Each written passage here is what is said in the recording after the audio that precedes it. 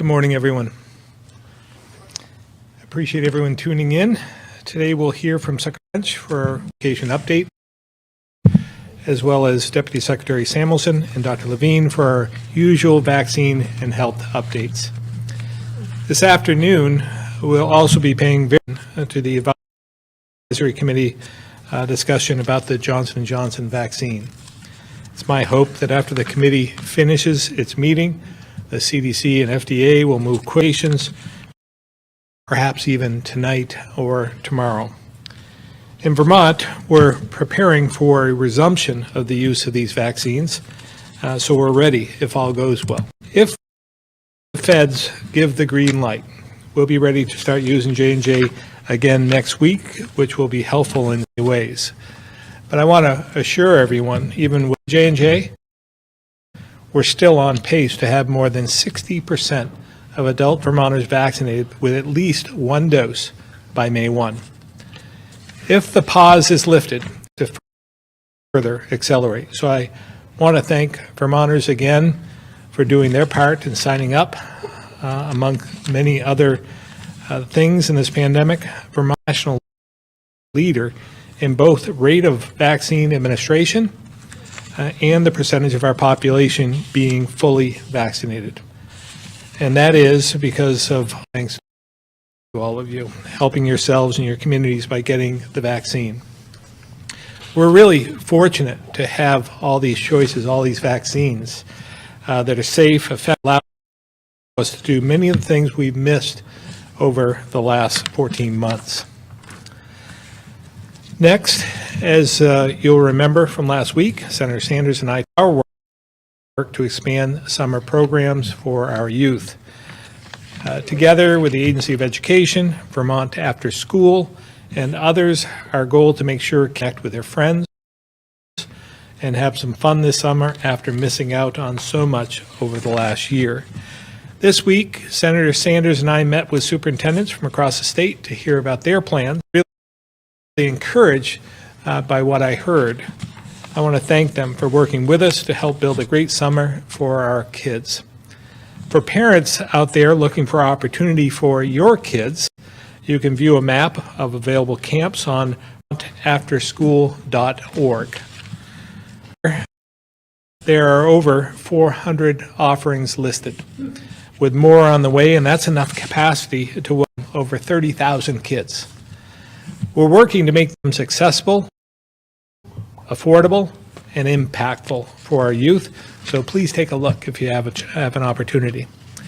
One obstacle we heard about from this, and this is true for many sectors, is staffing. There are currently many full and part-time positions available this summer across the state. Our summer programs can hire, the more kids we'll be able to reach. So this is a great opportunity to step up for our youth and spend the summer.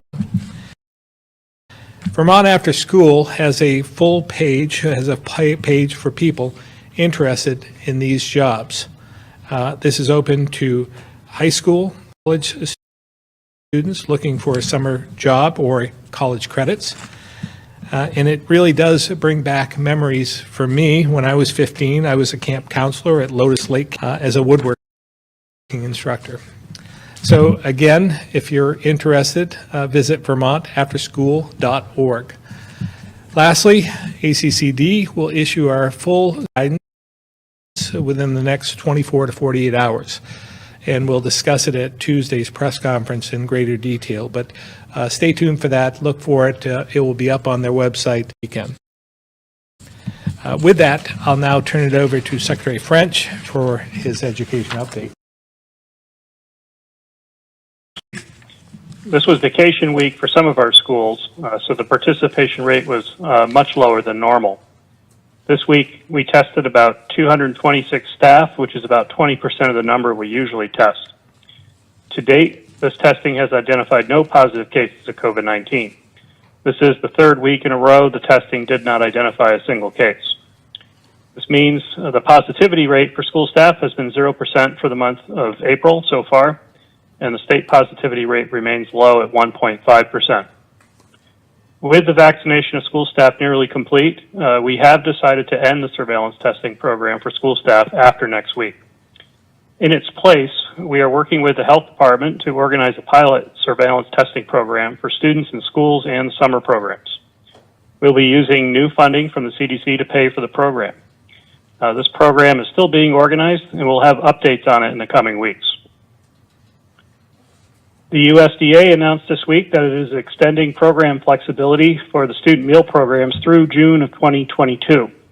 This will enable schools to operate these programs next year in response to changing conditions of the virus, and will also provide additional financial subsidies. We are in the process of understanding the specific implications of this announcement, and we will follow up with additional guidance and communications as we get more information. Our initial reaction is this is welcome news and will certainly help support the food security needs of our children during what has been a very challenging time for many of our families. On a similar note, we received the first guidance on ESSER 3 funds from the U.S. Department of Education yesterday in the form of an interim final rule that describes how the funds need to be administered. The ESSER program has been the primary vehicle for federal K-12 relief during the pandemic.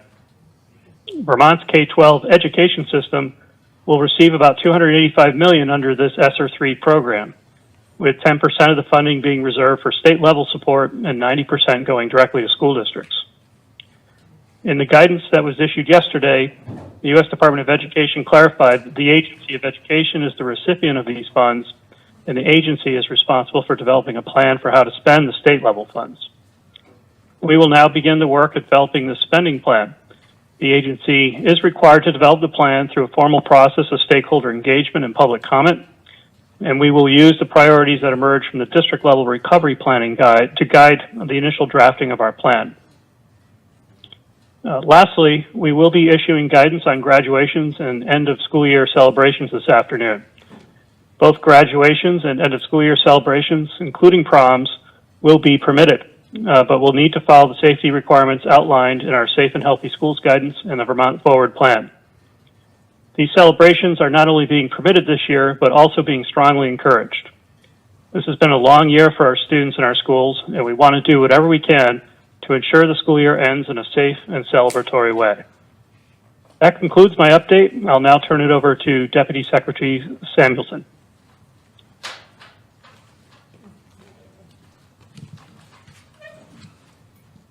Good morning. I'm Deputy Secretary Jenny Samuelson of the Agency of Human Services. Today I will provide an update on the progress with vaccinations. As it's already been mentioned, the CDC's Advisory Committee on Immunization Practices is meeting today to review the data on the Johnson & Johnson vaccine. We hope to have more information later this afternoon. But during this pause, we have been watching closely and planning. Depending on the outcomes of the Advisory Committee, we could begin vaccinating as early as Tuesday in the Northeast Kingdom. If a recommendation comes out this evening, we'll likely have more specific information to share on Vermont's plans as early as Saturday morning. I am happy to share that we have reached another milestone this week. More than 300,000 people have received at least one dose of the COVID-19 vaccine. We are making great progress, and at 56% of eligible Vermonters vaccinated with at least one dose, we are closing in on achieving the second steps in Governor Scott's Vermont Forward Plan. I also want to let you know that on April 29th, we will open registration to out-of-state college students and part-time Vermont residents. You can make an appointment on the state's website at healthvermont.gov/myvaccine. If you are unable to sign up online, you can call 855-722-7878. Turning to BIPOC Vermonters, we continue to make good progress. As of today, 52% of BIPOC Vermonters have been vaccinated or have made an appointment. In terms of our overall progress, as of this morning, 305,100 people have been vaccinated against COVID-19. 94,900 people have received their first dose of vaccine, and 210 and 210,200 people have received their first and last dose. In closing, it's critical that we all do our part to end this pandemic. I want to encourage those who have not yet made an appointment to get vaccinated to do so as soon as they are able. At this time, I'll turn it over to Dr. Levine for the health update.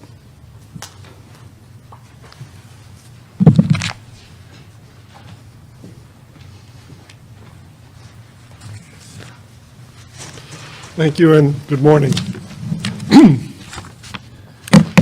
Our data continues to move in a very positive direction as we are seeing more consecutive days where daily reported cases are under 100 now. We've seen about a 36% decline in cases in the past 2 weeks. Hospitalizations remain relatively stable at 26 today, with 5 people in the ICU. Our positivity rate has dramatically decreased to 1.2%. So while illness among anyone is always a concern, we do appear to be on a better overall trajectory at this time. We continue to see 2 powerful forces at play in our pandemic landscape: variants of the virus and vaccination. As you know, they're working in opposite directions, both here in Vermont and nationally. And despite the good news in our case data, we cannot let up on our efforts to vaccinate Vermonters as quickly as we can in preventing spread of the virus. Across the U.S., the B.1.1.7 variant continues to represent an increasing proportion of the circulating virus. The CDC estimates that it accounted for nearly 45% of circulating virus in the 2 weeks ending March 27th. Although our numbers in Vermont are too small to calculate the proportion of B.1.1.7 with certainty, well over 50% of the specimens that we've sent for whole genome sequencing are returning as this variant. We've also seen the B.1.4.2.9 variant in several Vermont counties, and the P1 variant was also recently confirmed in a small number of Rutland and Windham County residents. Speaking of these variants, though, if the B.1.1.7 and B.1.4.2.9 were able to evade the vaccines to any significant degree, I would expect increased transmission of the virus. But we are, of course, seeing the opposite right now, a cause for cautious optimism. And this is a great time to remind unvaccinated Vermonters and those not yet fully vaccinated who have traveled out of state to obtain a test within 3 days of their return. Test opportunities are widespread and readily available. As you just heard, on the vaccine front, we're now over 55% of Vermonters 16 and older having received at least 1 dose of vaccine, and 38% who've completed vaccination. I continue to be quite proud of this progress and thank each and every Vermonter who's protecting themselves, their families, and their community. As I've noted before, we are now at the time in the vaccination effort where the impact on cases should become apparent and seems to be doing so. Now that everyone 16 and up are eligible for vaccination, I hope you'll join me in helping anyone you know who may not have made an appointment yet to do so, especially in our younger groups where we would like to see even more uptake. Maybe you're concerned about side effects and need encouragement, so talk to a trusted healthcare provider. Or if you haven't yet found an easy time or location, maybe you need childcare or a ride. Or you might still need a meaningful reason for yourself. Because although many of us have shared experiences during this pandemic, we all still have personal reasons as to why we might get vaccinated. To feel safe, to restart our social lives, less financial stress, or to protect our children, or any one of a number of reasons. Or maybe you are waiting to see what happens with the J&J vaccine, which I've been hearing from a lot of people regarding just that point. I fully expect a definitive decision today. The meeting of the ACIP began about 25 minutes ago and will be ending at the end of the day, followed shortly thereafter by FDA and CDC decisions. We will be preparing guidance for Vermonters and for Vermont clinicians this evening, and if there are no major stipulations on who should be offered the vaccine, we will then develop even more opportunities for how to access this vaccine, including the opportunity referred to by Deputy Secretary Samuelson in Essex County. Whatever the case may be, we can support one another and keep improving our reach to more Vermonters, because every person who chooses to get vaccinated brings us all a step closer to moving past the COVID-19 pandemic. Finally, I'd like to end on a somewhat different note, one that I've raised at various points in the pandemic regarding substance misuse. Throughout the pandemic, we've continued efforts to meet all ongoing public health needs. And COVID-19 has certainly created unique challenges for people with substance use disorder, including isolation and mental and emotional pressures that contribute to their disease. So I want to remind everyone, in a spirit of prevention, that tomorrow is Take Back Day, something we made a big deal of many times in the past, and I don't want it to be overshadowed by the pandemic. More than half of the people who misuse prescription drugs get it from a friend or relative, often straight out of the medicine cabinet. If you no longer need your medication, please do your part and dispose of it safely. Take a few minutes this weekend to go through your medicine cabinets and safely dispose of unused and unwanted prescription and over-the-counter drugs, especially prescription painkillers. This simple act makes a huge difference in preventing misuse and diversion. Please visit healthvermont.gov/do-your-part for more information about take-back disposal sites near you, as well as to request a free medication mail-back envelope. You can get that from us at the health department. You can often get that in a pharmacy. It allows you 365-day-a-year opportunity to get rid of unused and unwanted medications. And as always, help is available when and where you need it. If you or someone you know is struggling with substance use, visit VermontHelpLink.org. That's VTHelpLink.org for support and referral services. I'll turn this back to the governor now.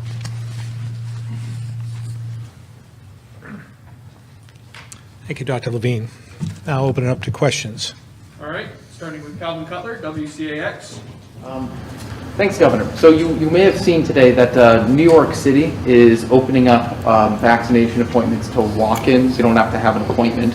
And in some states, they're actually asking for fewer vaccines because the uptake isn't as high. So I guess my question is, are we seeing the demand slow down in any counties here in Vermont? And if the J&J vaccine goes forward as well, what do you envision the demand looking like for that? Yeah, there are certain areas of our state that have either slowed down or never had the uptick. That's why we've concentrated, for instance, on the Northeast Kingdom. That's why if the vaccine, the J&J vaccine is approved, the pause is lifted this afternoon, we'll be concentrating more first on the Northeast Kingdom. Other areas are seeing a high demand still. In some respects, I don't know if that's good news or bad news, but I'm going to take it as good news because we still have a lot of folks that want to have to be vaccinated, and that's what we're striving for. Other states, talking with other governors, they really are struggling to find enough people to meet the supply that they're having come in their doors. So they're in the uncomfortable position of turning that away. We're not there anywhere near that at this point, but it's going to come to that pretty soon. Again, when you look at our numbers, I mean, we're, as far as the administration of the vaccine and the policies we've adopted, puts us in the top 3 to top 5 consistently in a number of categories. So we're doing something right, and Vermonters are doing something right, but there may come a time when the supply is going to overwhelm the demand, and then we'll be adopting similar policies. We're starting to talk about that now to be prepared so that we might have some walk-in opportunities and so forth. But right now, today, we're in pretty good shape, and the registration process is working well. I guess my second question, I think, might be either for you or Secretary French. You know, the state, as you mentioned, is putting together this continuity of learning plan for the summer. So I'm just kind of wondering, you know, number one, what will that look like? And what will it cost families as well? What will be the average cost for some of these camps? Well, again, as Senator Sanders has consistently said, and he was able to funnel money for these programs. That's why we're speaking with some of the superintendents as well, to use some of the funds they had to initiate this. It was pointed towards summer and after-school programs. So our goal is to have it either be free or a small amount of money. But we want to make sure that it's accessible to the majority of kids, regardless of their zip code, regardless of their the means of their families. We want them to take advantage of this because it's really important. We've said this consistently. Getting kids back in school for in-person instruction was about the social needs and mental health of our kids. Same is true here. We want them to have some sort of a normal summer and then transition to in-person instruction by fall. And a number of schools at this point in time, after the break this week, will be going back to more remote or more in-person learning. So we're encouraged by that sign. I'll let Secretary French answer further on that point in terms of what we're seeing as we move forward. Yeah, thank you, Governor. Yeah, there's a lot of activity going on now in this area, particularly as a part of the recovery planning process, but particularly focused on summer. And to your question, we have sort of parallel things going on in terms of planning. On the one hand, we have the recovery planning that the school districts are engaged in, and that's a result of planning for the next phase of the pandemic, but specifically about how to utilize the federal funding that's coming into the state.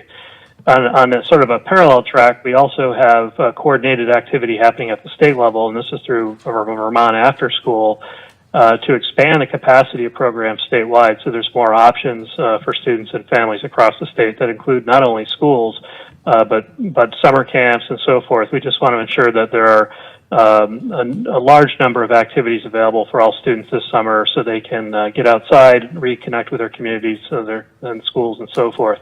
So that's sort of the overarching construct. Right now, again, to echo the governor's observations, I think it's been a tremendous success so far. I mean, things are really coming together very well.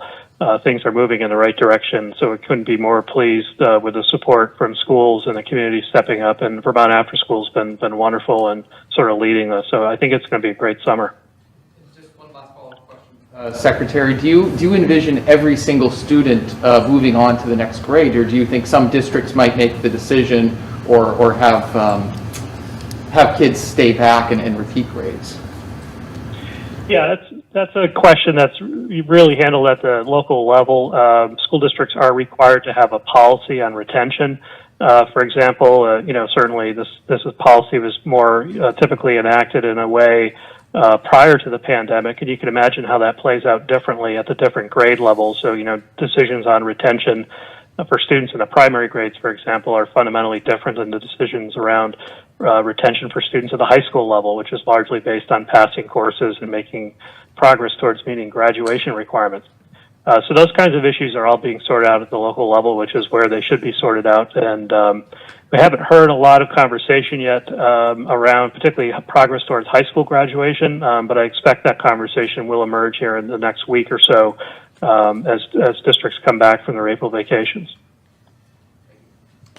Steve, Given the fact that we're probably going to hit 60% between now and next weekend, where are we at possibly for outdoor events and masking wise for spectators and parents and such? Are we looking at changing that guidance a little bit, I or? think I mentioned that either on Tuesday or last week, that we are looking at how long the outdoor masking will be required.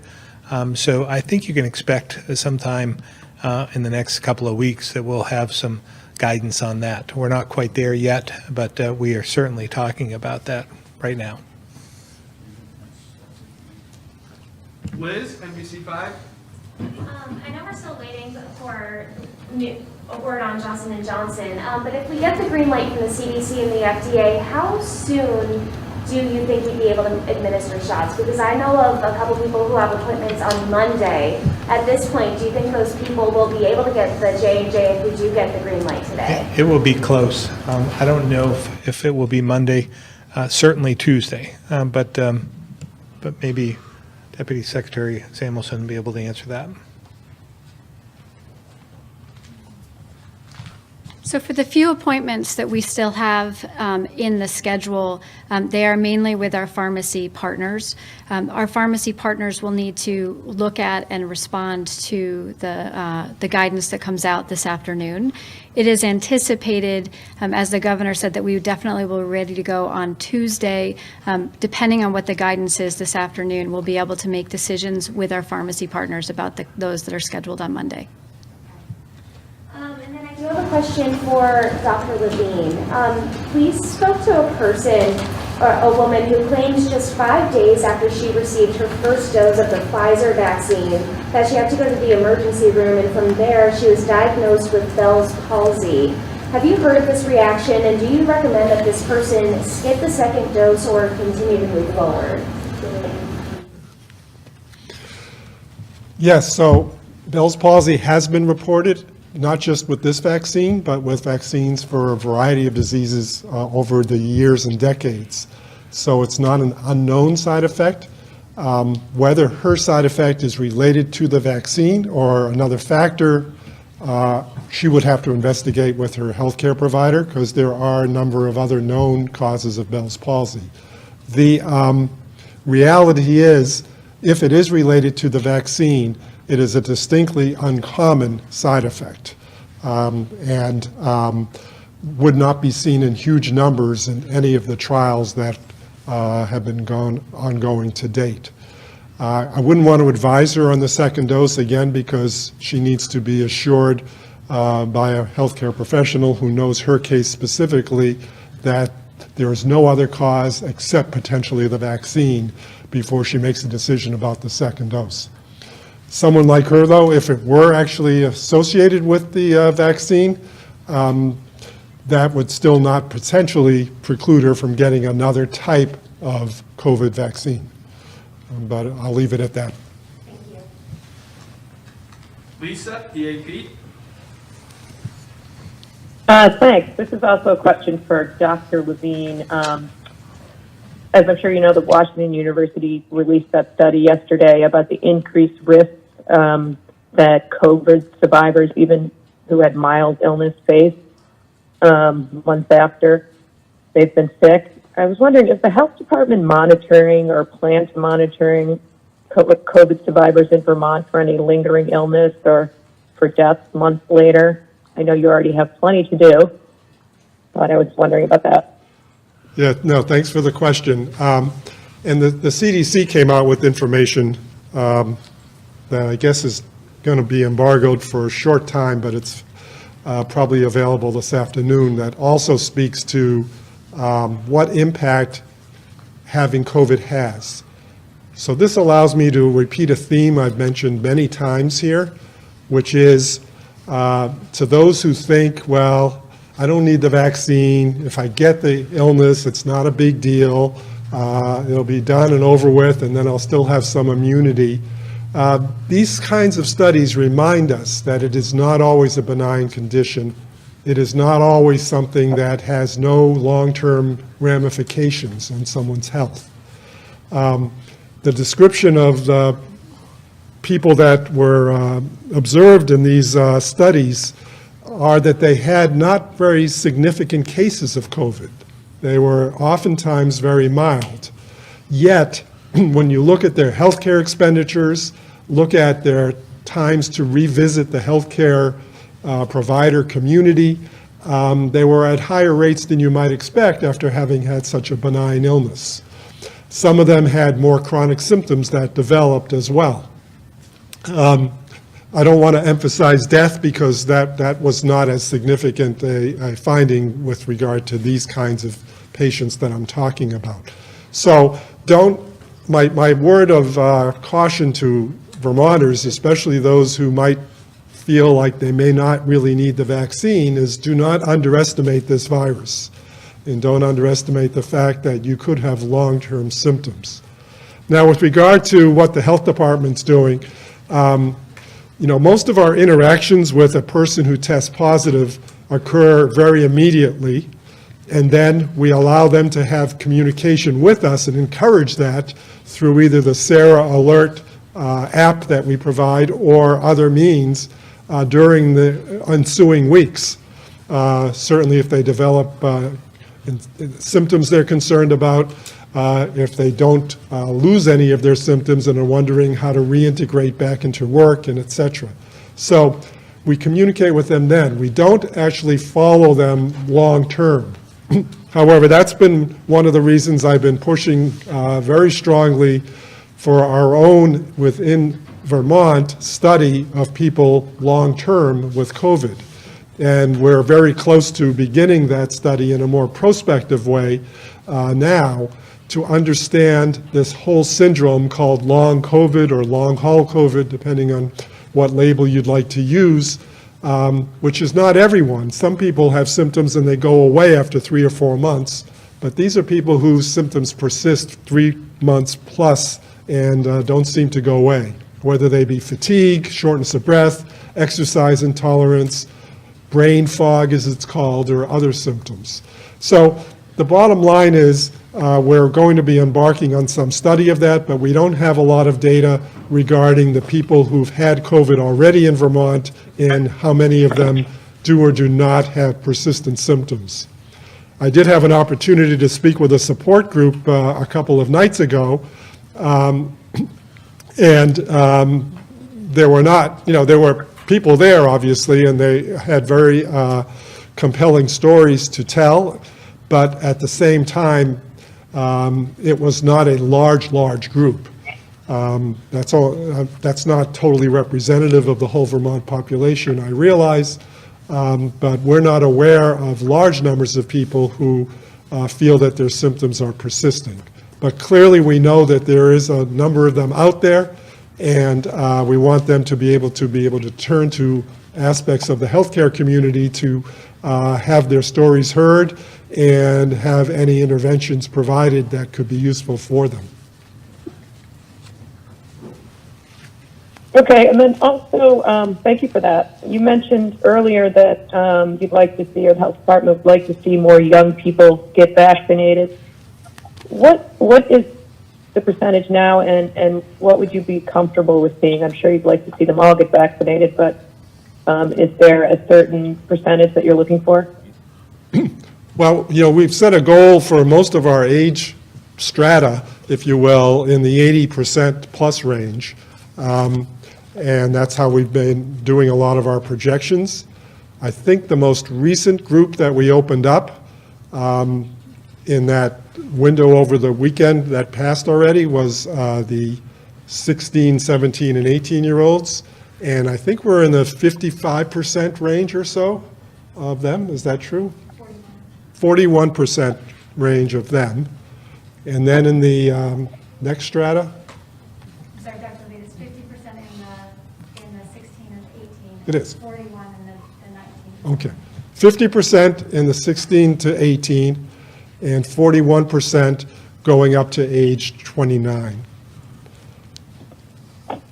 So certainly Okay. and I do know we have a number of people in that latter age band that are awaiting Johnson & Johnson.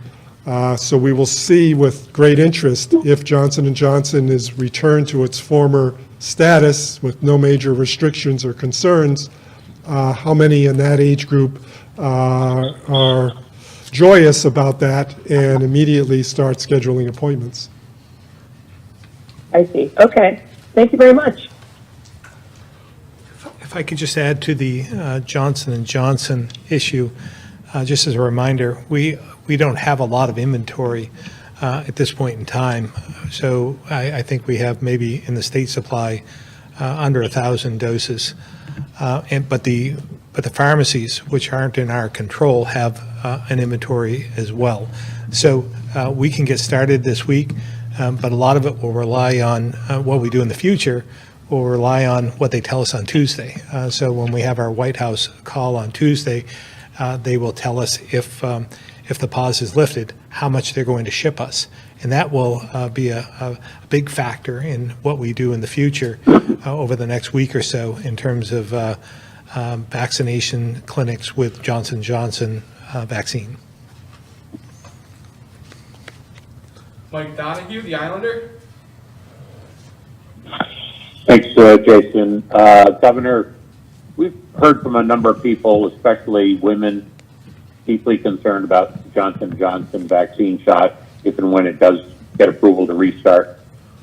What are the latest numbers of Vermonters failing to show up to their vaccine appointments? And the state has to be thinking that the number of no-shows may grow once Johnson & Johnson is there, or that people may walk away. I know it was 1 in a million, aren't great odds for the problem with Johnson & Johnson, unless you're that happen to be that one. But what steps will the state take to get Pfizer or Moderna shots into these people that may not want Johnson & Johnson? Yeah, well, keep in mind first that the CDC, FDA, they'll be meeting with the recommendations of that committee after this meeting ends at 5 o'clock tonight, I would imagine. And there may be some restrictions involved in who gets it and age categories and so forth, or there may not be anything at all. We just don't know at this point. It's up to them. So we will certainly, that will be a consideration in terms of making sure that everyone understands what those restrictions are before they sign up. Secondly, we're not forcing anyone to have the Johnson & Johnson. I had the Johnson & Johnson myself, as did my wife, but this is going to be a choice. We're not forcing you to have that. So there will be Pfizer and Moderna available for you if you want to wait for that. As I said, if they didn't lift the pause, we would still, I believe, meet our goals over the next couple of months. So with or without it, we'll still be there, but with it, Johnson & Johnson, it will certainly accelerate us getting to some sort of normalcy in the next couple of months. But truly, choice. This isn't something that we would force anybody to do. Anything else, Dr. Levine? So what are the latest numbers? What are the latest numbers of Vermonters Yeah, I don't know. failing to show up for vaccines? Yeah, I don't know if we have those. Yeah, I'm not sure that we do. We had to cancel a number of them and reschedule them because of the Johnson & Johnson. And we know, I know of a few people who are waiting for Johnson & Johnson. That's what they want. So they aren't interested in the Pfizer or Moderna. So I think it's going to be a mixed bag, so to speak. There are going to be some who are going to want the Johnson & Johnson, others who may not want it at all, but they'll have Pfizer and Moderna to choose from. So it's difficult to say at this point who's not showing up because we're not offering the Johnson & Johnson right now. So we'll see what happens after today. Dr. Levine?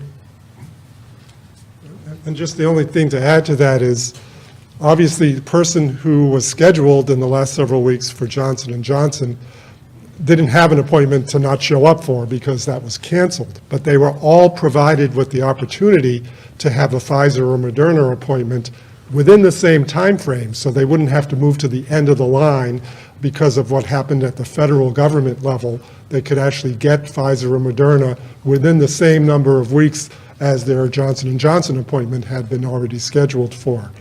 And some took advantage of that for sure, and those who want to wait will just wait until Johnson & Johnson is available again and either go through the pharmacies or the state registration site to access that. Okay. And Governor, Reader is inquiring that there may be some movement on increasing the number of spectators at high school games. I think it's 150 right now.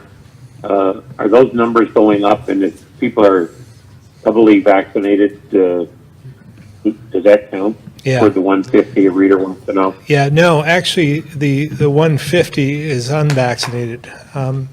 You can have as many vaccinated people over that number, fully vaccinated people over that number as you want. So that is flexible. Secretary Curley, have I got that right?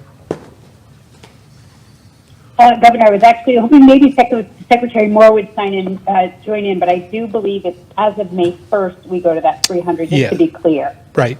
It's still going to follow the guidance that we put into place in the steps. So the next step is May 1, which we feel we're going to hit, and whatever the attendance, the gathering size is in that category is what we'll adhere to. But the point is, if it's 150, that's unvaccinated, and we will allow any number of fully vaccinated people to come and gather at those events. Those are outdoor events. Great. Thank you very much. Have a good weekend. Joe, the Barton Chronicle. Thank you. I have a question that you may have answered in the past, but maybe it's different now. In an office where the public does not come, and all the people who work there are fully vaccinated, that is 2 weeks after their second shot, are masks still required? Yeah, I believe so, Joe, but I will refer to Dr. Levine or Deputy Secretary Samuelson for that.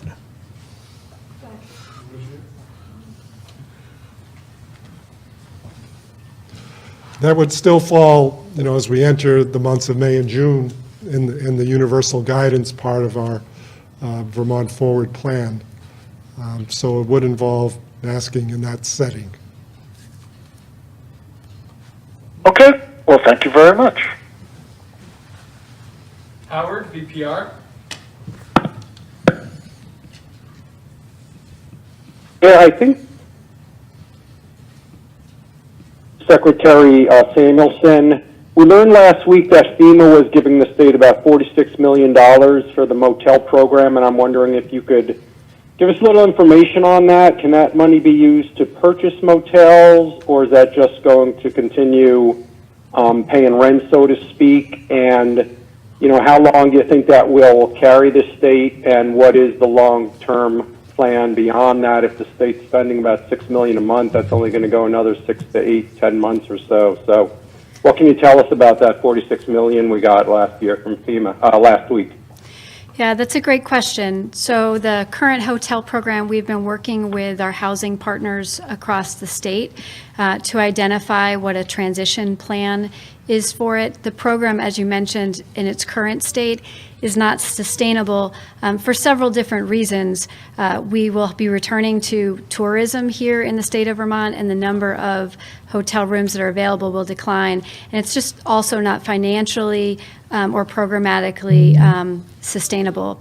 We submitted a proposal to the legislature yesterday, which begins to reintroduce some some of the eligibility criteria as we go forward, beginning in June, and for those who are currently in the hotels beginning in July.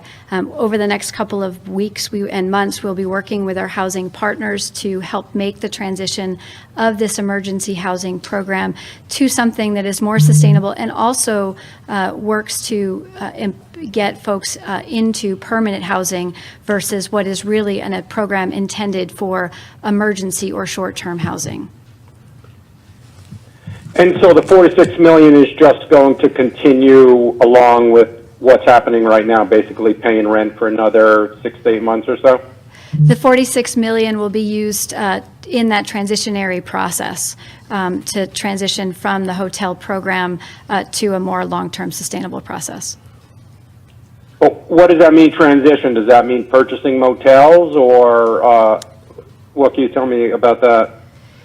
It will be used to current for the individuals who are currently housed and in the future, but it will see a declining program as we see other funds that have been introduced, increasing the number of available units through what the governor has proposed as a longer-term housing plan. Okay, thank you. Howard, just keep in mind, that is part of the plan we put forward to use the $1 billion that we're receiving that's flexible, the ARPA funding. We received $2.7 billion in its entirety, but $1 billion is much more flexible for us. And one of the initiatives, along with broadband, climate change mitigation, water, sewer, and stormwater provisions, and the economy, was housing, about $250 million for housing. And a good portion of that would be to provide for more permanent housing in the future rather than spending the way we have been over the last year, upwards to over $70 million for temporary housing for those who are homeless. We want more permanent housing. So we would take at least half of that $250 million to build out more permanent housing for those who are homeless. And is that a combination of purchasing motels as well as possibly building? It could. Yeah, there's a number of different initiatives within the plan. Some of it could include buying existing motels and refurbishing. Some could be used for existing housing and upgrading. Some could be used for building new housing as well. So it's all the above. Right. Okay, well, thank you both. Aaron Tanko, Vermont Baker. Has recently decided to reopen college campuses to, visitors who are touring the campus. Why did you decide to make that change now? Like, what inspired your confidence that it was safe to have people, especially potentially out-of-staters, on campus visiting the facility? I'll let Dr. Levine answer that, but as you know, Aaron, we have moved forward. We want to welcome more people into the state. Those who are vaccinated can freely travel in and out of the state. Those who are not need to have a test before they come, and so that we can get back to something normal. So we're encouraged by that, and it's one small step forward in that regard. Yes, and that's one of those sort of administrative operational decisions that campuses on their own make as well, to figure out if they want to have opportunities for people to visit as a part of a recruitment strategy. We have noted over months now that well under 5% of our new cases of COVID in Vermont come from travel, so it's a very minimal contributor to cases. I'm happy to report that today we are at a rate of about 120 per 100,000 for cases, which is below the U.S. average, which is now in the 130s per 100,000. But keep in mind, we were just recently higher than that. So it's not as if a student within Vermont visiting would not present any greater challenge than a student visiting from out of state. And obviously, people coming from out of state are still needing to adhere to our travel requirements. So we felt that this was not a high-risk proposition and would benefit the universities and colleges. So are families of students who are currently, college students at a campus, are those families allowed to visit their, their sons and daughters? I would say that it has to do with the rules that the campus has set, because they can set their own rules regarding how open their campus is and how much visitation goes on there. Again, we have a travel policy for the state that people should be adhering to if they're coming from out of state to visit. But beyond that, I think it's more of a college level decision about what they're doing on their own campus. Okay. And the state also made the decision to allow out-of-state college students to sign up to get the vaccine. But with that registration opening on April 29th and the semester ending early to mid-May, do you think that these students will be able to get fully vaccinated before they have to leave for the summer? It depends on a number of factors. When their semester ends and they had planned on leaving. It depends on what vaccine is available to them. And if after today's deliberations, Johnson & Johnson is freely available to all members of the college-age population, and the state acquires enough of it through its own allocation, as well as through the federal pharmacy allocation, how many doses are available. We are wanting to work very closely with the colleges to make sure that if we have sufficient vaccine, we can actually allow that deployment to occur in a way that will benefit their campuses and all of the students who are still here. So a lot of factors in play here, but our goal is to be as helpful as possible and to provide vaccine when we can. And are there any kind of on-campus or within walking distance clinics planned on college campuses? I mean, not only for the out-of-staters, but for the students that are on campus that usually live in Vermont.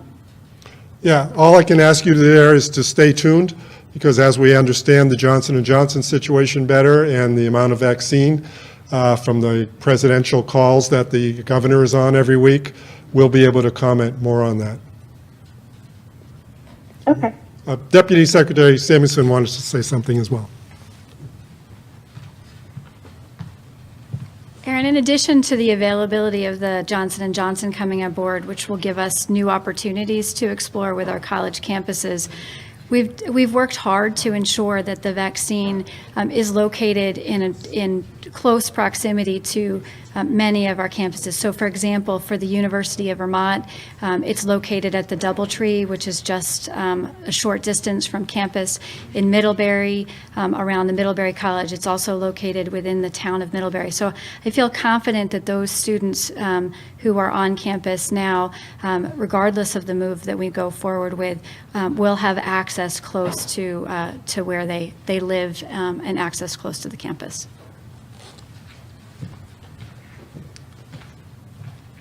Erin, if I could, Okay, thank you. Erin, if I Yeah, could go also add, Yeah. just think it's important for everybody to understand, the Moderna and Pfizer has first and second dose. So if these college students were interested in having their first dose, let's say, they could get their second dose back in their home state. It's not something magical. It's not something different. The first dose is exactly the same thing as the second dose. And the other states have seemingly more supply than we do and less demand in many, many states. So we're blessed in some respects that we have such a high demand for the vaccine. But on the other side of that, we just don't have enough supply so that we can get it in the arms of those who are willing in as quick as we'd like. It's just it's just a math problem. We don't have the supply that we'd like to have. So we're working on that. And but it shouldn't preclude anyone from at least having their first dose, because they can go again back to their home state and have their second dose very easily. And just to be clear, you know, when you're on the state website, can you kind of specify that you're only signing up for the first dose appointment, or would you kind of have to cancel the second dose appointment if you made one out of state, or how would that work? Yeah, I'll let Deputy Secretary Samuelson answer that one, but I believe you don't have to make your second appointment, but I'll let her answer that. In the majority of cases, when you go for your first dose, you schedule your second dose.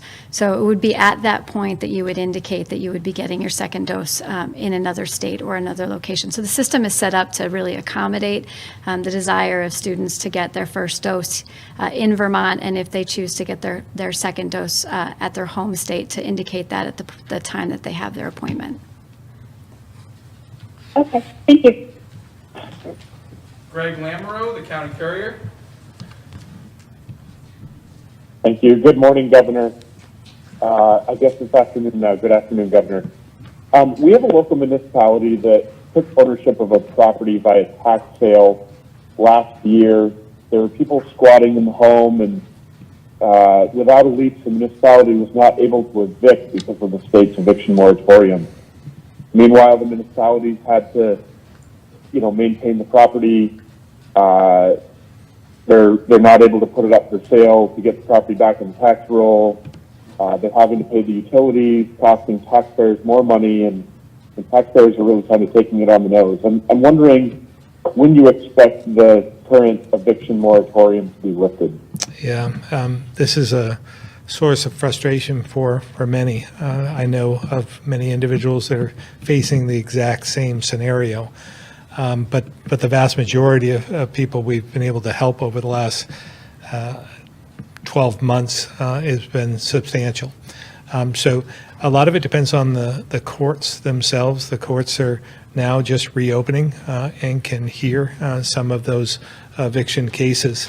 But I'm not clear in terms of, I just can't remember what our process is at this point in time. And I will reach out to anyone that may be listening on our side that might be able to answer that. I'd appreciate that. Maybe just wait, Greg. We might have somebody on right now that might be able to answer it. Governor, this is Secretary Curley, and I don't want to attempt to try to get into the weeds on this one on the call, but I would be more than happy to offer offline to connect you with Commissioner Hanford to see if he might offer a perspective on this. Okay, great. Thank you. Governor, a quick follow-up on a question I've asked a few times. It sounds like with the current labor shortage, it's going to be hard to get people to fill the roles for summer camps.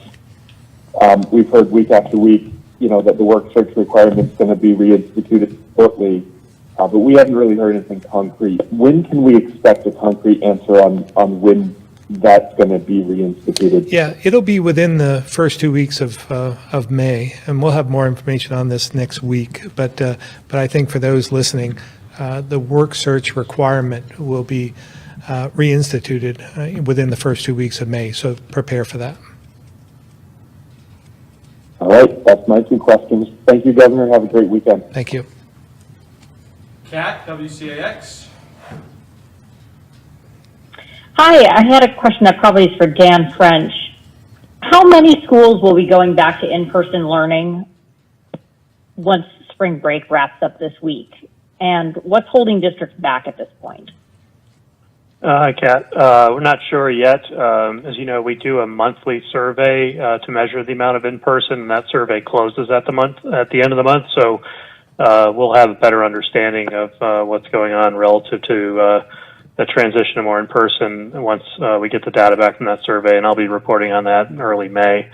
But the issues of what's holding them back, I think, is just, we've had, particularly the last couple of weeks, elevated case counts, and schools, have learned to operate in those kinds of conditions, but it's certainly been hard to make additional progress on coming back to more in person when schools have been cycling back and forth from hybrid and remote and so forth. So I'm optimistic we have the right policy tools in place to enable more in person, and certainly, vaccination is contributing to a pretty, regular increase in the conditions that schools are operating in. So I'm optimistic we will see a steady increase in person here in a couple of weeks. Governor, I believe in your inaugural address, you had a goal of April to get everyone in the classroom full time, and that window, of course, is closing fast here. What comments do you have for districts who have not yet made the decision to go back to full in-person learning? Well, anecdotally, we're hearing that there are going to be some coming back to in-person instruction, and I appreciate that effort. And again, this is there's no playbook on this. There's no roadmap in some respects for the pandemic, and we're doing the best we can with the information we have at the time. And we were in a much different place back in January in some respects. We didn't have all the variants that we're seeing today. So I know the schools, the districts, the superintendents, and all other staff are doing their very best to get back to in-person instruction. And we'll leave it to them to decide. But again, I'm encouraged by what I'm hearing at this point. Anecdotally, there'll be more coming into in-person instruction when they return from this April vacation. Secretary French, do you believe there will be districts that do not at all for the rest of this school year go back to full in-person? Yeah, I don't think when you say districts, I mean whole districts. I don't think that's likely. Schools, on the other hand, yeah, I'm not sure. There'll definitely be issues of staffing and so forth that have to be sorted out. But the governor's observation is the same as mine, that everyone's really working hard at this. It's been challenging a little bit in the last couple of weeks with the conditions improving, but I think the tools are there, the conditions are improving, and we'll see an increased effort on this in the coming weeks. But I think it's also important to acknowledge, particularly as we're working with the federal dollars that are clearly targeted at states and districts around the country that never were open at all, that our schools have been essentially open from the beginning and have been working through really challenging circumstances, the up and downs of the pandemic, as the governor mentioned, the new variants and so forth. So continued effort. It's really been working really well. So I have a lot of confidence that they're doing the best they can, and that we will provide the support they need, and we have the right tools in place for them to enact more in person. What promise do you have for parents who are waiting for their children to go back to full in-person learning and are frustrated at the moment? Yeah, no, I feel for them, and it's essentially the target of our recovery plans is we really want to re-engage with all our families. So I would just say, be patient, work closely with your schools, your teachers. I know they're anxious to provide those supports as best they can, and just be patient and stay active and work with your school board and so forth to make sure that the needs of students are being met. Thank you. And also take advantage of the summer camp opportunities that we are laying out at this point in time and are developing.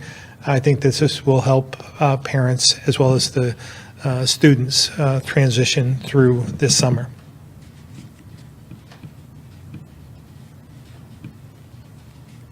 Guy Page, Chronicle of the Vermont State House.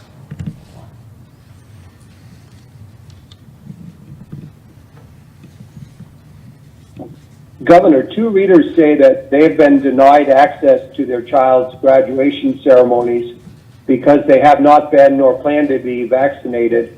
Would you or Secretary French please say whether non-vaccinated attendees will be allowed at public school graduations? And if so, under what conditions? Yeah, all I can do is comment on what our gathering limits are. We put our plan forward and allows for a certain number of people to gather in one place, both inside and outside at certain stages with the vaccination process in place.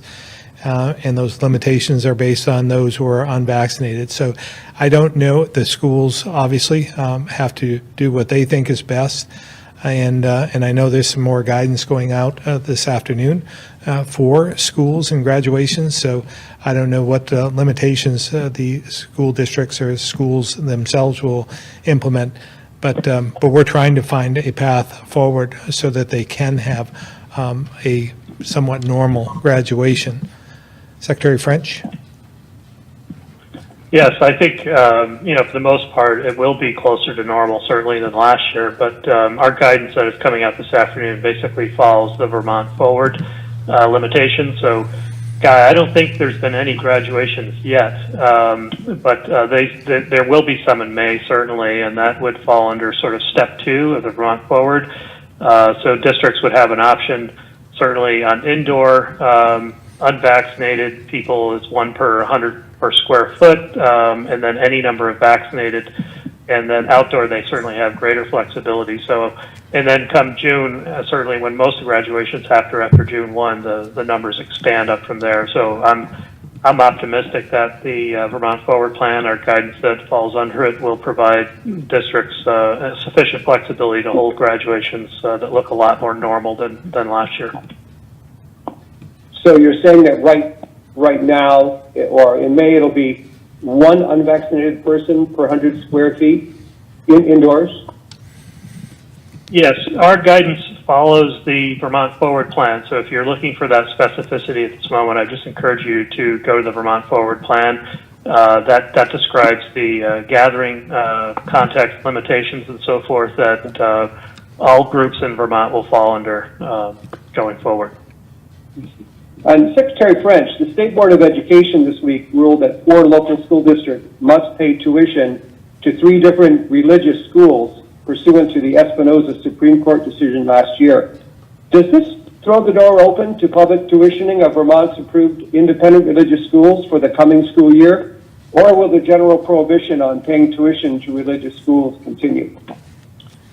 Well, I won't comment on the State Board's decision, but certainly I think, as you're aware, this is a topic that's been actively being considered before the courts in the United States and ultimately the Supreme Court. So I think it ultimately will remain to be seen how the courts decide this issue. So the Espinoza was not conclusive in that regard?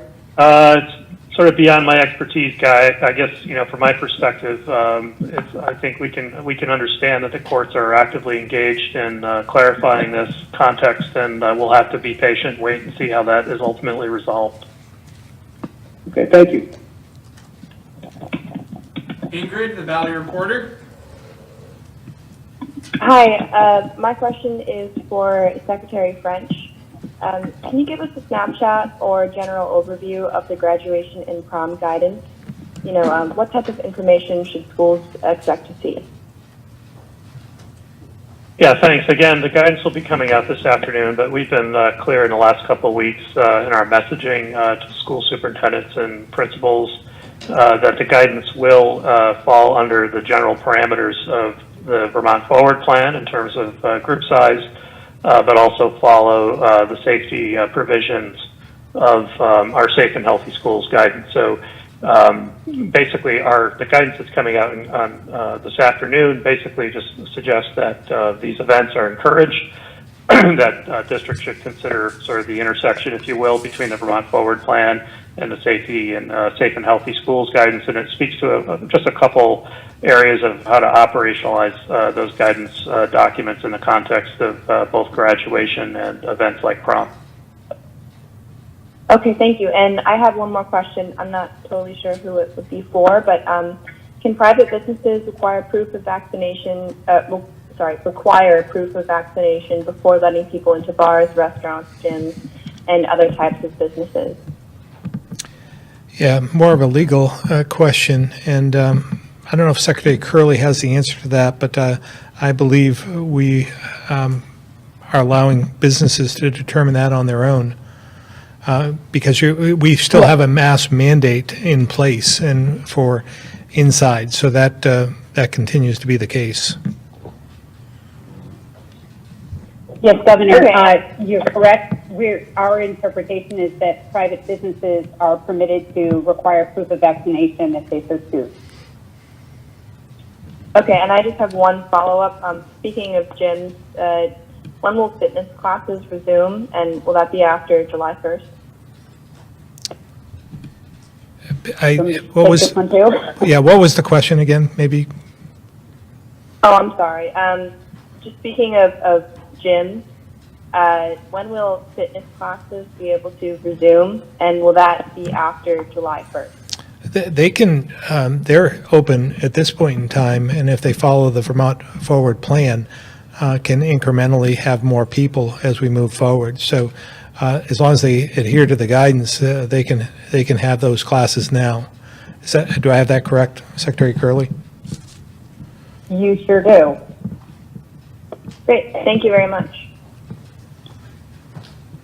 Chris Roy, Newport Daily Express. Yes, good afternoon. I have no questions this afternoon. Thanks. Thanks, Chris. Devin Bates, Local 22, Local 44. Yeah, question for Governor Scott. Yesterday in the House Committee on Health Care, parents and pediatricians gave testimony on lengthy wait times in the emergency room for children in a mental health crisis before they're connected with treatment. And from what I'm hearing, Dr. Ritu, who's on the call, he said these wait times are an issue that have kind of fluctuated even before the pandemic. But with 30% of beds at adolescent inpatient programs temporarily cut right now, have there been discussions to eliminate some of these barriers and try to help these wait times go down a little bit for these kids? Yeah, we're very concerned about this, something that we've been highlighting since the start of the pandemic, about the mental health of our kids in particular. And that's why we were trying to get more in-person learning so that they could get back connected with their peers and other students and more normalcy in a lot of respects. So this isn't a surprise. It's unfortunate. We're doing everything we can to try and open up more of these facilities, but the pandemic is driving a lot of that as well. So the quicker that we get out of this, the quicker we'll get back to somewhat normal. But we had some issues previous to the pandemic, and as I've said consistently, all these problems that we faced before, whether it's workforce challenges or demographics, existed pre-pandemic, and they're going to be with us after the pandemic. So that's why we want to put our plan in place to try and address some of these issues like housing and climate change mitigation and our water, sewer, and stormwater, as well as the economy and broadband. So that's why we put that $1 billion plan forward. Dr. Levine, anything to add to that, or Deputy Secretary Samuelson, on the facilities and mental health challenges?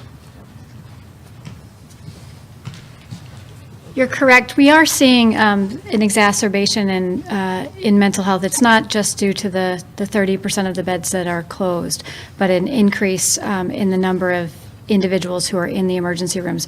What I can say is the Department of Health and the Department of Mental Health are working closely together right now working to mitigate the current standards that exist for those 30 beds, to see whether they can open up more of them. In addition to that, we've been working, and Dr. Tu can probably speak to this, with our community partners and our designated mental health agencies and other support services to really bolster the community-based options that are available. Again, we take this very seriously, and we will continue to look at how we can address it both now and into the future. Yeah, this is Dr. Ritu. Thank you for the question, and I agree with everything that's been said.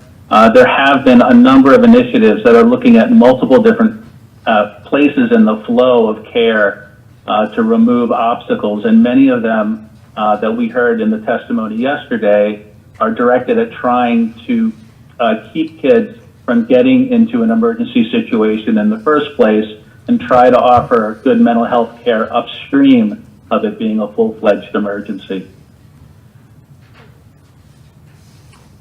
And And then I just had a quick question as well from a viewer that I believe should be pretty straightforward. They were wondering what happens to Vermont college students who go to college out of state.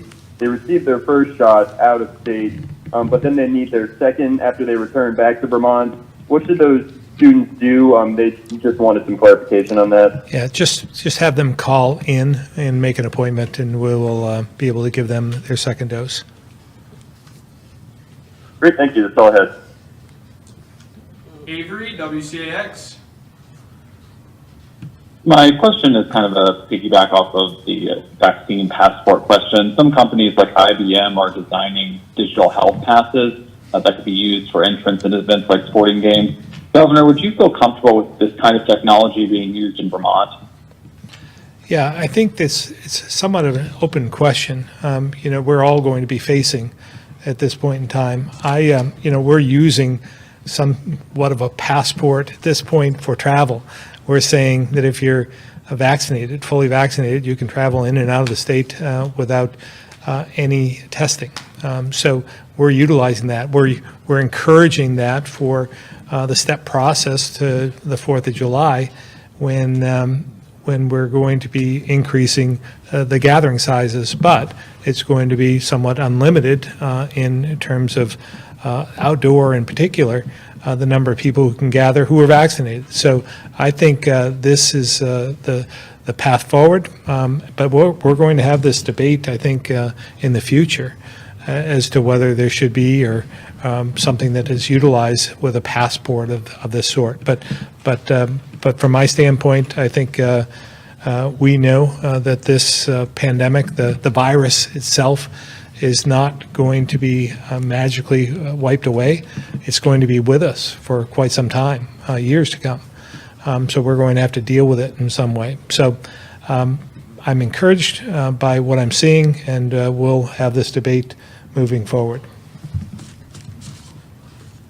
And a second question for you. House Bill 128, or the LGBTQ Panic Defense Bill, is moving through the legislature right now. If that reaches your desk, would you sign it? Yeah, I have no reason not to, unless there's something technical wrong with the bill, but everything I've seen thus far, it wouldn't preclude me from signing it.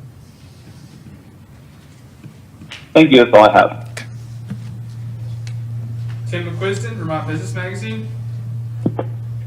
Hi, Governor. I don't see Commissioner Goldstein on the list, but perhaps you or Secretary Curley could answer the question about the USCIS lifting the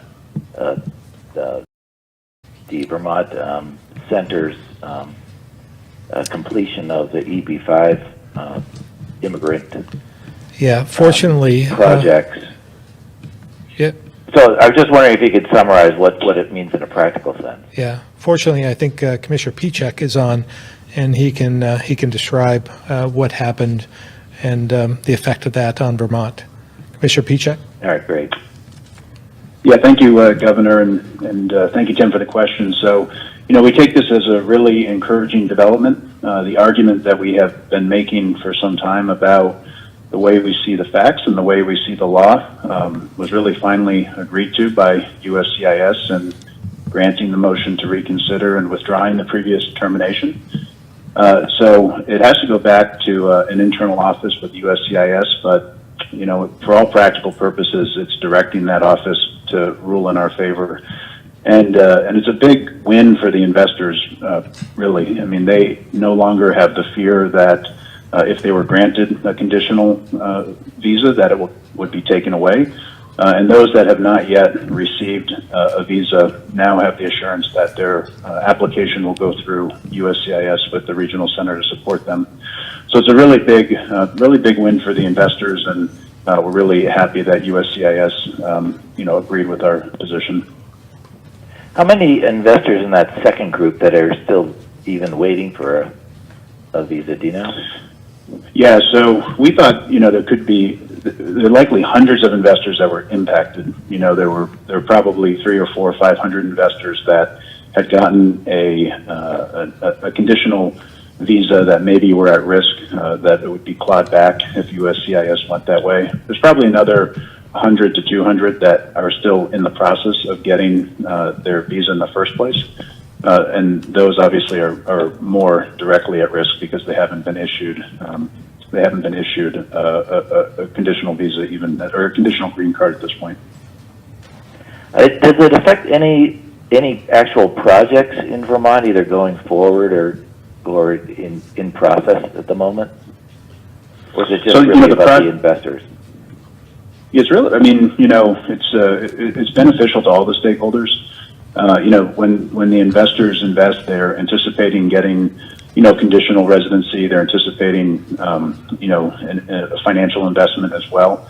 So if they were unable to get their immigration status, that really puts the projects in a bind as well. That was the primary reason these investors, invested with the project. So it's good for the investors. It's good for the individual projects that were impacted, which includes Mount Snow, Trapp Family Lodge, and a couple of different projects at Jay Peak Resort. So it is good for the investors, but it's good for the projects. It's good for those communities also where those projects are located, knowing that there won't be any impact on those projects.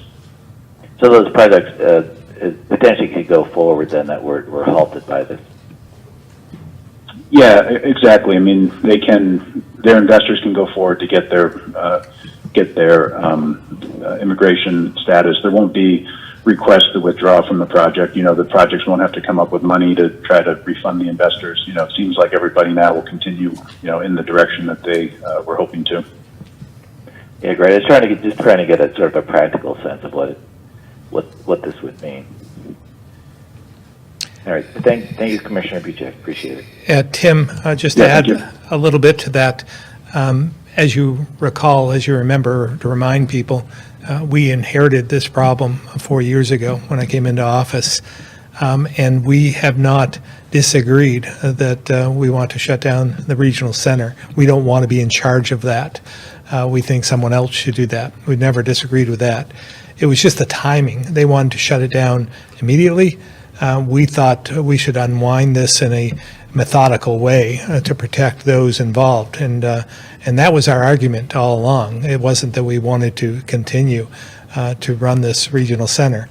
We just wanted to make sure that we protected the investors and protected the projects that went into this in a legitimate way, and it's been helpful in some respects for the Trapp Lodge and Trapp Family Lodge and others throughout Vermont. So we didn't want to penalize them. So we think this is was a reasonable request, and we're happy that they took this action. When do you, assuming everything goes smoothly, when would you expect to unwind the regional center? Well, just as quick as we possibly can. Commissioner Pichek, do you have a timeline for that, or are we still waiting to hear? I mean, this doesn't mean that they're going to grant our request, although we're expecting they will. This means that they're going to hear this case. Yeah, that's right, Governor. And, Tim, to your question, I mean, we're already in the process of unwinding it. If you think about what we're doing, we're not taking on new projects, as the governor said. We're supporting the current projects.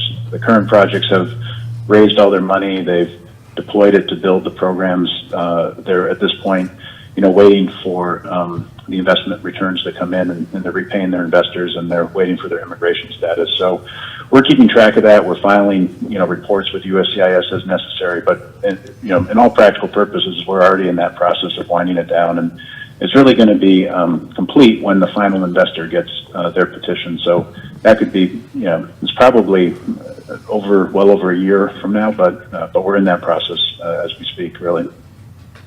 Okay, great. Thank you. Appreciate it. Tom Davis, Compass, Vermont. I actually don't have any questions today. Appreciate your time and hope you have a great weekend. Thanks, Tom. Greg, the Bennington Banner.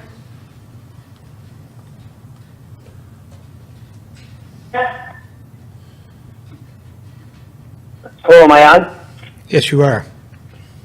Okay, thank you very much, Governor. Thanks for your patience. Two questions, one for you and I think one for Secretary French. Governor, the legislature has been tackling how to implement a new per-pupil weighting formula for school funding, and those new weights could impact proper education property taxes depending on the district. Since whatever the legislature decides is going to come to your desk, what do you think is the right approach to putting those new weights in place? Yeah, this is an interesting situation, and I don't necessarily disagree with the waiting type of approach, but I don't know what the ripple effect is of this. And I might ask Secretary French to comment on this at this point in time, if he's the appropriate person. Yeah, thank you, Governor. It's a complex study, and the implications are significant, as you point to, Greg. That's why we've been testifying in favor of doing an implementation study. I don't know what the right answer is on how to implement the new weights, but I know it is complex. It affects special education funding, and certainly the variation and the impacts on different districts is going to be significant. So it's going to require some thoughtful effort on the part of the General Assembly to create a plan to implement the weights. Right. Without getting too wonky, there were some questions this week about the new weights, particularly those addressing students in economic disadvantage. What's your level of confidence in the UVM study as a basis for addressing funding equity moving forward? Well, I think the study's very well done. I've been involved, certainly as the contractor that basically initiated the study, but also working closely with the researchers that include researchers not only at UVM, but national level researchers. So I think the study is exceptionally well done. But again, it's a very complex issue, and the application of the study is what needs to be evaluated by the General Assembly, and it's going to require some focused effort to do that in a thoughtful way. Okay, thank you very much. Thank you, Governor. That's my questions for the day. Thank you, Greg. Cameron Paquette, St. Albans Messenger. Yeah, hi. Actually, my questions have all been answered at this point. Thank you. Good news. Thank you. Eric, Times Argus. Yes, Governor. With the demand around the country in some places easing off, have there been any discussions or are there any plans that you're aware of about funneling those unwanted doses to a place like Vermont, which still has high vaccine demand? I've had some conversations with the pharmacies, some of the pharmacies in Vermont, and we had asked them to take their whole allotment and then share them with us from the state supply standpoint. They're going to work with us on that. So they indicated that they may be asking for more if we need it. And I spoke with the second gentleman as well, as you might have read, and I brought up the fact that we could use more in this state, at least in the short term, to get more vaccinations in the arms of those who are willing, because we don't have the same type of problem that it seems as though the list is growing longer every day of states that have more supply than demand. We have the opposite problem. So we would be willing, obviously, to ramp up as necessary. We have plans in place to do so if we receive more supply. So I sent that message through the second gentleman to the VP and to the President. Okay, thank you. Aaron Calvin, Stowe Reporter.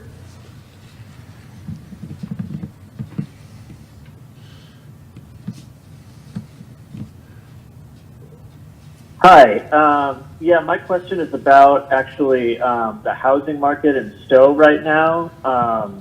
There was a huge jump in out-of-state home buyers in 2020, and it's putting a lot of unprecedented pressure on the market. And I'm wondering if the state is, watching that right now, if there are any concerns about the pressure that might be putting on infrastructure or, any problems it might be causing for the kind of like affordable housing development that area really badly needs, especially when their main challenge is land acquisition.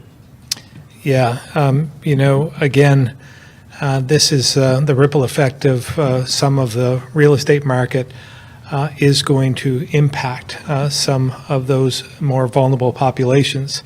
And that's another reason why we have our plan to put forward spending provisions within the $1 billion that we're advocating with the legislature on, is to address those. I mean, this is a once in a century or once in a lifetime, really, opportunity to change the state's trajectory and see economic growth in every corner of the state. So that's why we want to put money in broadband, $250 million there, $250 million for housing that would include more affordable housing for the workforce, as well as for those who are homeless. And other initiatives, water, sewer, and stormwater, that those are the infrastructure needs to build out some of the housing. So, that's why we developed this plan. We want to make smart investments that will have a tangible impact on Vermont. This is a transitional time for Vermont. And so if the legislature doesn't like that plan to invest in housing, broadband, climate change, and water and sewer infrastructure, we're waiting to see what their plan is. And we want it to be in a transparent way so that everyday Vermonters can understand what we're going to do with this $1 billion of flexible money for these recovery needs. So you bring up a good point. I think Stowe has been impacted along with other areas of the state, but you still have needs for low-income housing. You have homelessness as well as needs for those the blue-collar workforce. So we want to be able to put our plan forward to help in that regard. All right, thank you. Andrew McGregor, Caledonian Record. Yes, thank you. Good afternoon. Governor, you mentioned earlier your concern with some waning vaccine demands in some parts of the state, including the Northeast Kingdom. Can you detail what you're seeing here in comparison to other parts of the state? Well, it's not just there in the Northeast Kingdom, but we have seen some hesitancy, a lack of folks stepping up to make appointments and so forth. But I will say some of the strategy that we've put into place is working. We are able to utilize a lot of the local EMS and going out directly and trying to meet them where they are, and it seems to be making a difference. And we're going to continue with that strategy. We're going to continue to focus on, I think, again, next week you'll see maybe some pop-up sites where we're going to vaccinate people in the Northeast Kingdom next week if the J&J opens back up and the pause is lifted. So stay tuned on that, but we, our mission is to get as many people vaccinated as possible, and in those areas where we're seeing a lack of interest, we're trying to develop a strategy to increase the demand. Do you want to add anything? Go ahead. Yeah, I was going to say you mentioned stay tuned, and earlier Deputy Secretary Samuelson and Commissioner Levine specifically mentioned Essex County and perhaps Tuesday. What would those potential plans look like for the Johnson & Johnson? And where should residents there be staying tuned to for sign-up opportunities and details? Yeah, I don't want to get out too far ahead here because I really don't know. I don't want to get people's hopes up because if the committee decides, or the CDC and FDA decide not to move forward with the Johnson & Johnson, we won't have the supply we need to get out and to use the strategies that we're planning. So we should know more by tomorrow morning, and certainly we'll be putting out a press release at that point in time and have something up on social media channels. And so just stay tuned. We'll get something to you. So over the weekend, you should look and continue to check your email because we'll be putting out a press release on what we foresee over the next week or so. Okay, thank you very much. Colin Flanders, 7 days. Hi, thanks. I had a quick question about the vaccine gender gap. This topic has received a fair amount of news coverage over the last week, and looking at Vermont's dashboard, it looks like women are getting vaccinated at a higher rate than men, which reflects what's been seen around the country. I'm just curious as to whether you have any sense of if that's perhaps related to our some of the occupations that were given priority initially, or are you sensing that there is more of a hesitancy among men than women in getting the vaccine? Dr. Levine. Yeah, I'm glad you mentioned that this has been observed lots of places, not just Vermont. If you think about the earliest groups that got vaccinated, they involved people working in healthcare and in long-term care facilities, and there is a female preponderance in that workforce. If you look at some of the later phases we've had, specifically in the education sector, there's again a female preponderance in that workforce. If you look at healthcare in general, historically, just looking at who comprises visits in a typical day, month, or whatever to a doctor's office, there's also female preponderance there. Not necessarily because women are sicker or anything like that. They may be much more attentive to symptoms, much more attentive to preventive care and overall health care needs. So I think, in a sense, the cards were stacked in favor of more women getting vaccinated than men for a whole variety of factors, and I probably haven't mentioned even half of them. Beyond that, I think what the governor was alluding to earlier when he was talking about EMS and elsewhere was ways to enhance vaccine uptake in general and reduce vaccine hesitancy. And if men are more hesitant, is one of the reasons because of their lack of ability to access the vaccine as readily. And do we need to design strategies that are innovative that more bring the vaccine to a population than actually have the population seek out where to get the vaccine from? And believe me, everything's on the table when it comes to trying to allow Vermonters to get vaccine in as rapid a fashion as possible. So those are some of my thoughts.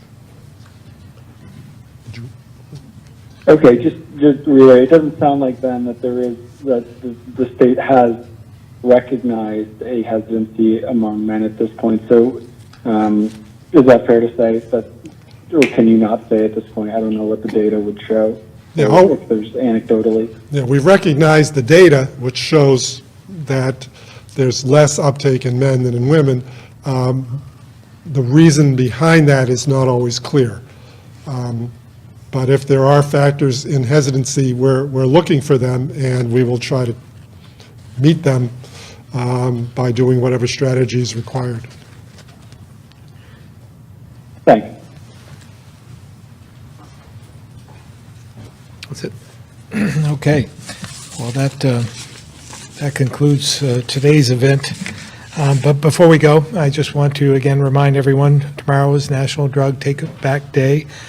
I think during last fall's Take Back Day, Vermonters disposed almost 4,500 pounds of unused medication. So again, I want to encourage everyone to clean out their medicine cabinets this weekend and get rid of any unused prescriptions. It really does make a difference. So I want you to encourage you to take advantage of this this weekend.